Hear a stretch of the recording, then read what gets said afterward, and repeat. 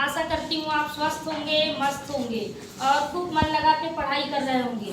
कल हमने क्या पढ़ा था? संधि प्रकरण भाग 1 और आज हम पढ़ेंगे संधि प्रकरण भाग 2।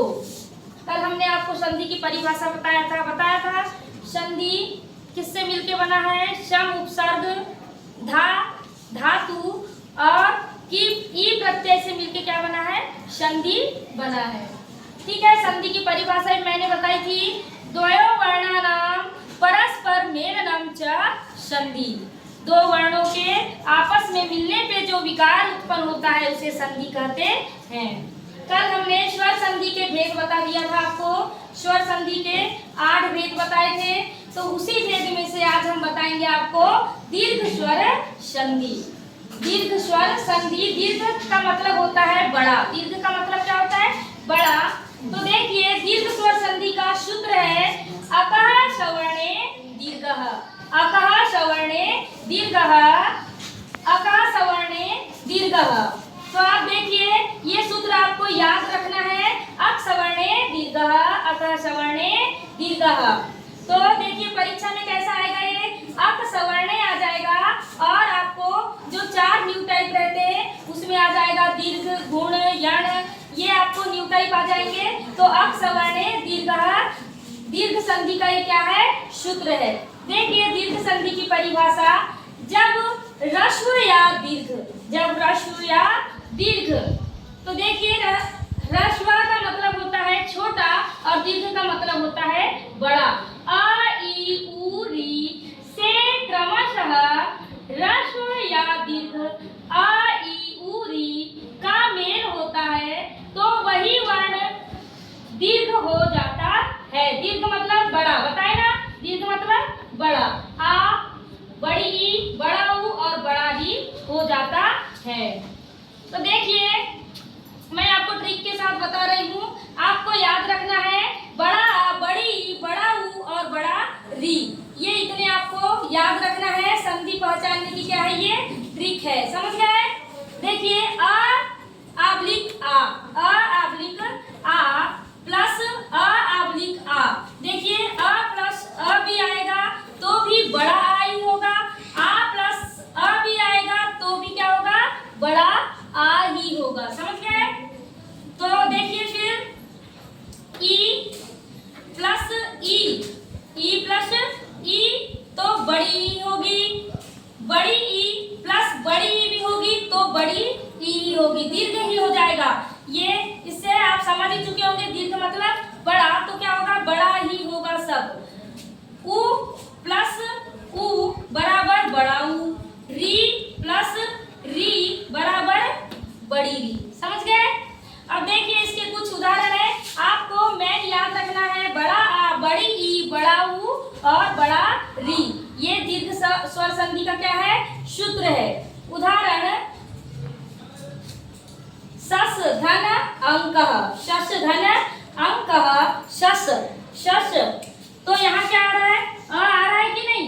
शस अ है, ये क्या है? अ प्लस अ बराबर मिलके क्या हो गया? आ, क्या हो गया? आ, तो शस प्लस अंकः बराबर शशांकः, क्या हो गया? शशांकः। तो अ प्लस अ और अ मिले तो क्या हो गया? आ हो गया, समझ गए?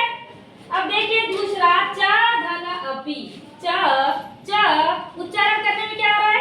आ रहा है कि नहीं? तो च धन अपि बराबर क्या हो गया? चापी। तो यहाँ उच्चारण करने में आ रहा है, अ धन अ बराबर क्या हो गया? आ हो गया, यानी दीर्घ वर्ण हो गया। तो देखिए ये भी समझ आ गया होगा आप लोगों को। अब देखिए ई वाला बता रहे हैं हम, गिरि धन इंद्रः, गिरि धन इंद्रः, यहाँ कौन सी मात्रा लगी है? छोटी ई की मात्रा लगी है कि नहीं? छोटी ई की मात्रा लगी है और यहाँ भी क्या है? छोटी ई है, तो दोनों मिलके क्या हो गई? यहाँ बड़ी ई हो गई, क्या हो गई? बड़ी ई हो गई। तो देखिए गिरि धन इंद्रः बराबर गिरीन्द्रः, ई धन ई बराबर बड़ी ई। अब देखिए ऊ वाला देख लीजिए, भानु धन उदयः, भानु, भानु ऊ का उच्चारण हो रहा है तो भानु, यहाँ भी क्या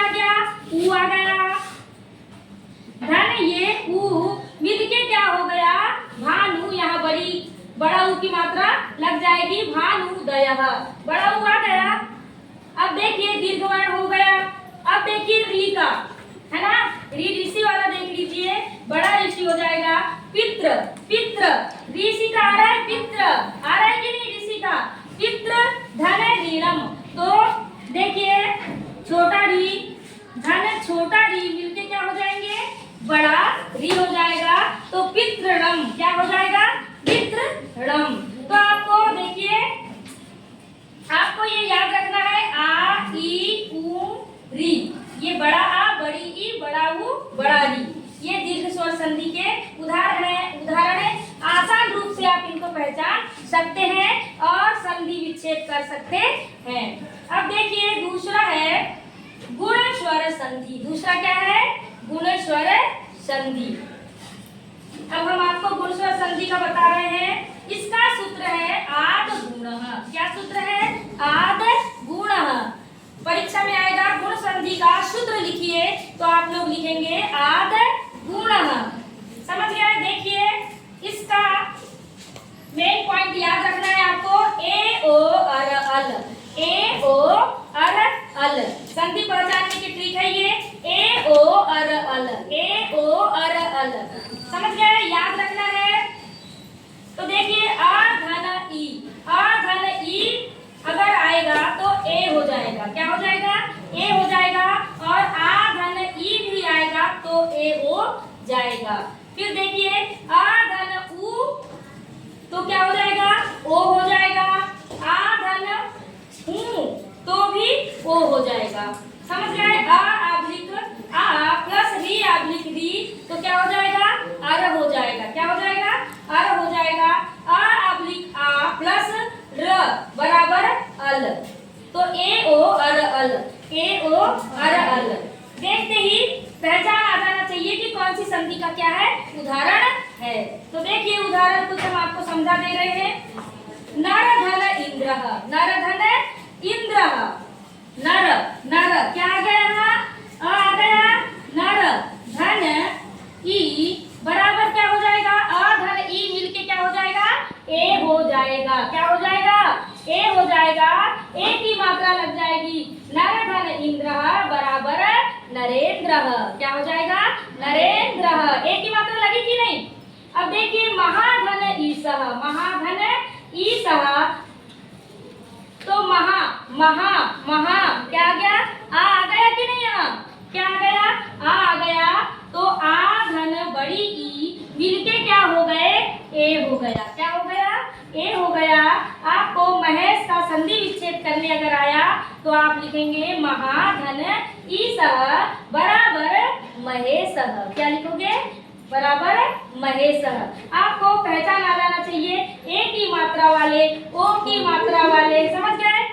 और जहाँ अर का उच्चारण हो रहा है, अल का उच्चारण हो रहा है, ए ओ अर अल, तो आपको समझ लेना चाहिए कि वो गुण स्वर संधि होगा।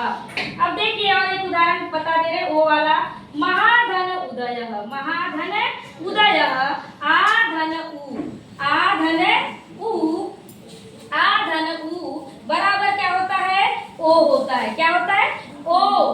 तो महोदयः क्या हो जाएगा, महोदयः। ये हो गया ओ, आ गया यहाँ, यहाँ उ आ गया, तो क्या हो गया, महोदयः। अब देखिए महाधन ऋषि, आ धन री मिलके देखिए महा आ धन ऋषि का, है ना, आ धन री बराबर क्या हो गया, महर्षि, महर्षि। अरे अरे आ रहा है कि नहीं, महर्षि, महर महर्षि। अरे अब देखिए तव धन लकारः, तव धन लकारः बराबर तवलकारः, तवल तवल, अल आ रहा है कि नहीं, तो तवलकारः, अ धन र बराबर अल। समझ गए, आप लोग समझ चुके होंगे। कल हम आपको पढ़ाएंगे यण स्वर संधि और वृद्धि स्वर संधि। नमो नमो छात्रों, ठीक है, आप लोग याद कर लीजिएगा। धन्यवाद।